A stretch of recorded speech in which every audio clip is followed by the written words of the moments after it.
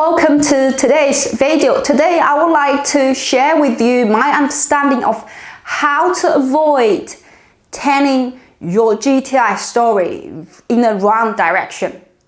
So upon my observation and my understanding of current work, I've seen lots of candidates present their stories in a wrong direction. So most time they do this, they say, so it is flashback, okay? They present their story in a flashback. They will tell you what happened when they were in high school, or what happened when they were university, and their first job, and the second job, the third job. They will start when they were an intern. They were intern and joined another company, but this company sold to another company, and then they joined another one and joined. They then talk something happening now. So it's a flashback of storytelling. Majority of candidates has this issue. They talk things like, flashback. Like what you watch movie and you actually see this person who's actually sitting there as a kid. They struggle to life. Sometimes this. Now that flashback can be a huge issue here. Why? Just imagine a rice cook, right? Rice cook, he's going to host a huge party. He's going to invite lots of men. Going to cook rice, really great dishes. Okay, the guest is here, and then he wants to present his best meal at the end. And then there's soups, there's something vegetables, fruit, and fish and chips, right? And when he was ready to present, to say, okay, this is the best meal, all the guests are gone. All the guests are gone. Why? Because they can't wait. They can't wait. So that's a problem with telling your story in flashback. You start talking about what happened 20 years ago, 15 years ago, 10 times ago. People lose patience in telling you, listening to you. And it doesn't, so they don't pay attention to anything else. They lose patience on first three sentences. There's a majority of candidates actually make these huge mistakes. Whenever I read this, I'm really, really patient in terms of reading material, because I really want to find out whether I can help this candidate or not. I will decline them if I can't help. Okay, if even there's a possibility, I think, at least 50, 60%, 70% possibility, I invite them for a free call. At this distance, I'm actually giving opportunity instead of declining opportunities. But department work different, they decline. Why? Because they won't make mistakes if they give you negative feedback. Right? Simple that. They won't, because they say, that's my judgment. I think reason 1, 2, 3, you're not best enough. That's nothing wrong. That's nothing wrong. But if they make positive feedback, say, I think you meet requirement, and they make positive feedback all the times, perhaps they're gonna make mistake, because at the time of make decision on you are the person or the best, someone else will turn up, say, okay, they're actually better than you. So they're gonna make a mistake on this one, isn't it? Therefore, they are in a way, it's to invite something what we called best possible, right? Best possible. But we want we want to share our case, show off our case. We don't want to pick someone. We don't want them sit there and say, hey, I want to pick best possible. We want to be invited right now. We want to be invited right now. We don't want to say, okay, I think this person, I don't know. Let me put it into the system. And your file being waiting there for half a year, and have no information. All right, so not making mistake here, because I'm waiting for someone's best, and you obviously can't demonstrate you're the best. If you can, congratulations. Tell me you are. But majority of our candidates, we can't say. We are saying they are professional, really good, talented professional, no problem. But how can you say you are the best? You really can't, right? You are not. You are not best. You're really good, but you're not best. So we don't want them to waste time to think about, I'm waiting for next one come. When you talk stories in flashback, people lose patience in reading your materials. And they will, even you tell them in really passion, significant, I did it 20 years ago, this is so great, what happened was that, they will say, okay, tell me, all right, so what's happened with you yourself now? And then they check your materials, okay, I don't think that's anything significant. It is this way undermining your significance. So major mistake of telling your story in flashback. What you're gonna do is you're gonna mention anything what you do right now. It has to be most recent. You have to say, okay, I am in this position working on a massive project. And here is the evidence, okay? So you're going to tell us what happens now. And you're going to touch base what happened 20 years ago. Obviously, you're going to touch base on that. But that will become insignificant, okay? And then you want to grab attention. Want at the first line. So whatever I write one, we will say killing sentence. This one should be able to announce someone to give you a lot of money, like investment, right? And that has to be, you have to grab the attention a first second. That has to be really important. Flashback, it's really wrong.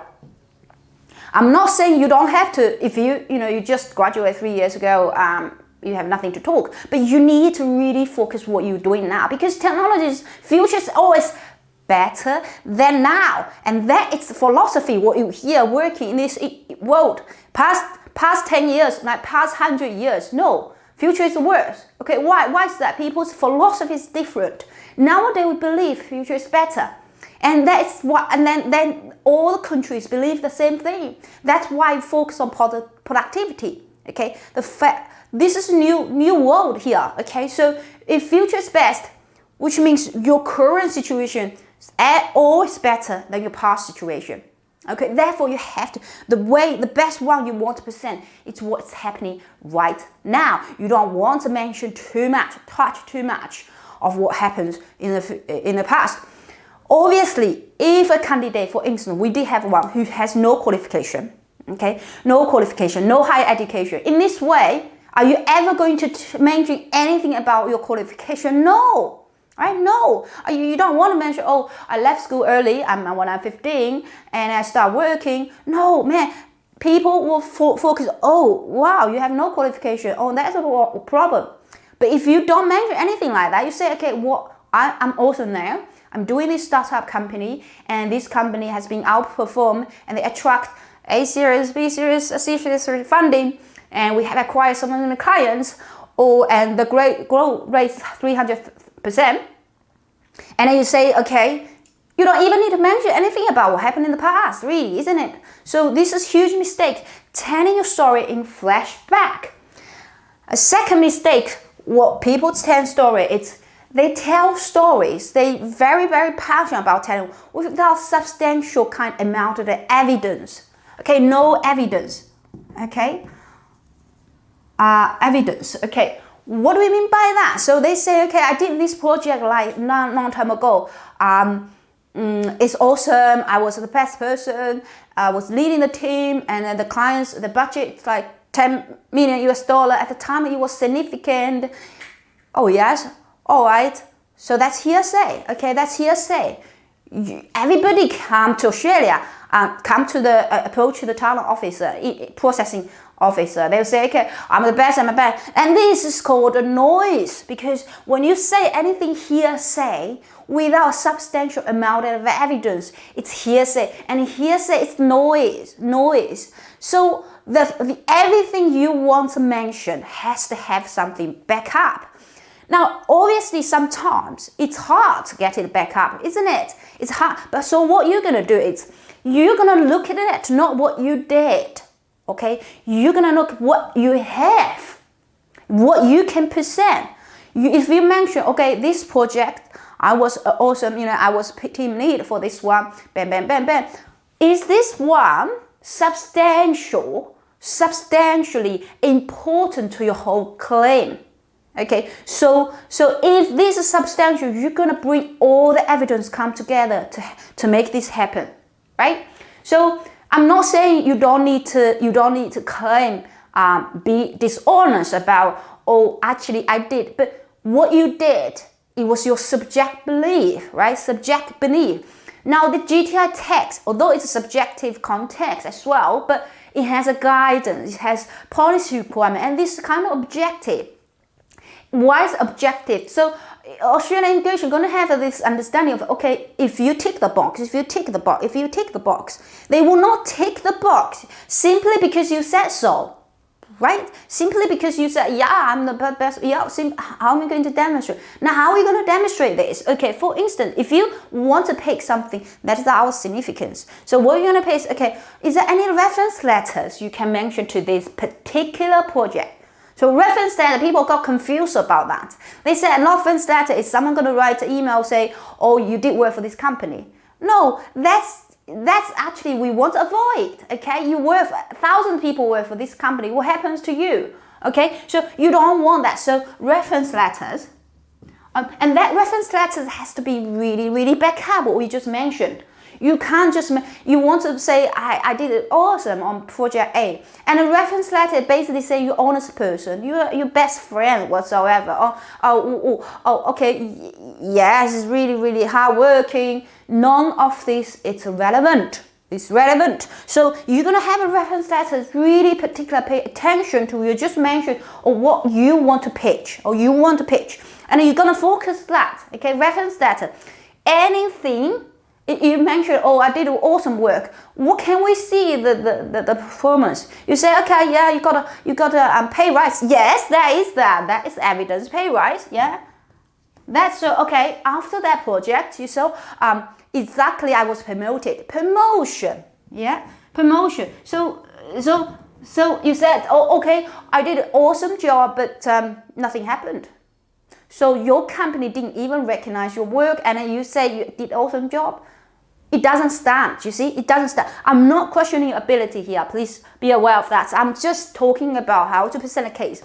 Now promotion or anything, okay, someone report this project somewhere, it did, but even the report didn't mention your name, but someone reported, your boss went out to claim it. You're gonna mention, you're gonna search, you're gonna need to search. Oh, has anyone mentioned or checked? Who mentioned it? Is my customers mentioned? Has the customer mentioned it? Or someone has to be reported. So someone mentioned that. It's on the internet, on the news, anywhere. Just think hard because obviously even some people approach us, our clients. We work together. We'll dig in this because if you don't want to tell me what you did, I really don't. No, really, I don't know, right? So you're gonna tell me whoever mentioning that, where I can find you, okay? Where I can find your project, because if I can't find, the immigration not going to find, and you're gonna tell me where I can find. So I will ask immigration, say, okay, you know what? Go find here. Here is the client's information. Here is their project. Okay, and they highlight and tell them, and everything that come together has to be evidence, right? Evidence. So you have a claim, and you have to make all references come together. Okay. So whatever you say, make sure you have evidence to that. Now, people might say, okay, I don't have that much. I don't have any of that. Okay. You don't need to have all of that. You're gonna have something. We did have candidate, for instance, they say, okay, I'm doing this massive project, and this is awesome, complex of the system. Okay, and I don't know what I'm going to put. So what we did in the past was we just gonna show how complex the system is. We're gonna show this to a layperson why your work is so important. So technically how, and in IT, it's depending how many people access at the same time. All right, and how many people, how many teams could collaborate together? The numbers tell, called quantity. IT, if you have a really strong system, if you want to say, really, I want to make sure whoever use that. So tell me, don't afraid to share this information. People might say, okay, I don't want, it's a policy. You need to think hard how you can demonstrate that. And I'm not asking you to break a policy. Okay, no, you're not. You're legally binding for that. I'm saying you share some information, general available anywhere, and the work has no confidentiality in it, okay? And for the purpose just showing what you did. So something like if you want to say, okay, evidence, I do a system, I show my system.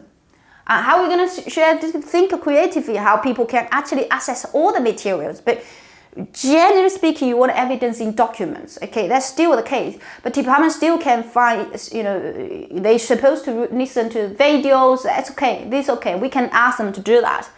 So first huge mistake, flashback. You tell your story in flashback.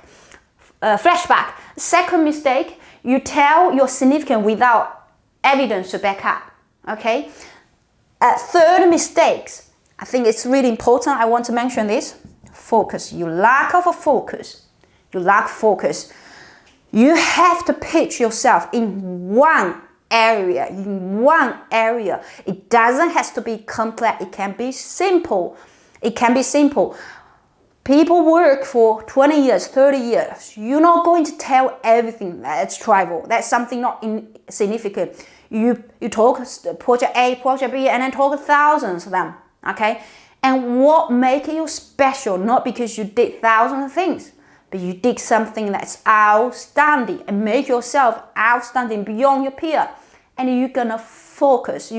I'm not saying you only need to pick up one project. I'm saying, what do you want to pitch? What area you have to have a really laser focus. So anything not within your consideration, don't pay attention to them. Don't try to grab anything you can think of and trying to understand. So how we make it focus? As simple as that, the program itself is, okay, Australian government saying, yeah, okay, you know what? I need to find someone I need to import talents. I need to import brains, okay?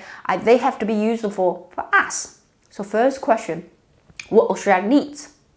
I'm not saying, okay, your skill is not needed for anywhere else. No, I'm saying we are doing this application. We're doing this now, okay? We need to meet the requirement. So the requirement is we're going to contribute to Australia. So contribution, what it's meant by contribution, not by, if you earn 10 million a year, substantially non-period time, I think, yeah, your contribution. Income shareholder, still employee, you're going to tell something different, okay? So what is the difference? You're going to pick one, a very focused, what makes you special? And what makes you special is what Australia needs. So whatever you do, it's not Australia needs. Australia doesn't need people, digital, in some of the areas. You don't want to mention that too much, really. You want to focus on what Australia needs. And pick one, make yourself, so everything, what you prepare, going to be focused on that one. Now, you are not telling lies. Why? Because you're telling something that is true, but you just don't mention something happening at the same time. And the department has no interest whatsoever for what happens in your last 20 years. They have no interest. They want you to tell them, okay, tell me why you think you're beyond peers. Why you think you can bring technology advance? What is the being advanced? Tell me what is the advancement. Your skill set, I think, outdated. So you're going to convince them and say, you know what? This is quantum computing is awesome. Like in the future, it's going to be that. Okay, we have breakthrough developing battery. Okay, so I have really special techniques in terms of gold mining. Right? I can simplify the process. Okay, or I create this equipment that allows the oil company drill faster. Right? Anything. You just pick something. Right? Even you did something else, but you're gonna pick something. Or I help big business to make better decisions. Okay, I'm able to reduce construction and 50 times less than ordinary majority of construction companies. Okay, or okay, I'm driving the digitalization construction company. Yeah, I'm able to present sensor, or I'm able to help all industry to increase their revenue 20%. All right, something you're gonna tell that you're gonna pick. What made me so special? Don't tell me I'm hardworking. Well, everybody's hardworking. Right? They can't even survive without this now. I'm smart, you are smart, everybody's smart. I've got qualification, everybody has a qualification. I worked 20 years. Yeah, everybody has worked 20 years. And I got a degree. Yeah, it doesn't matter. If you have a qualification from Harvard, maybe it's going to mention, a top one school. well, everybody comes from that school. Do you know that? Okay, so what they make you special, it's not something you think, oh, someone else might also have that. Think about if someone else has mentioned that, you don't want to pay attention. You don't want the talent officer to pay attention to that. So you want to make sure that whatever you say, you present is laser focus, and everything has to come together with evidence focus. Evidence back up what you try to mention, and you're gonna tell a story. Not in flashback, but in story mentioning right now. And this, generally speaking, if you understand what I'm talking here, you should be able to, have a really good positioning here. However, I strongly recommend you to find a registered migration agent or immigration lawyer who's registered, legit. They have a special knowledge in this area. You don't have to find myself. Obviously, we are ahead of everybody. I've already claimed all the times. Okay, so but you can actually find someone, consult them, try to have professional service with that. Obviously, you want professional, so you want to know they understand your work. So I have another video about this, how to pick a really good migration agent presenting your case. You can subscribe my channel or click the video here. You can watch that. Thank you very much for watching. I'll see you next time. Bye bye.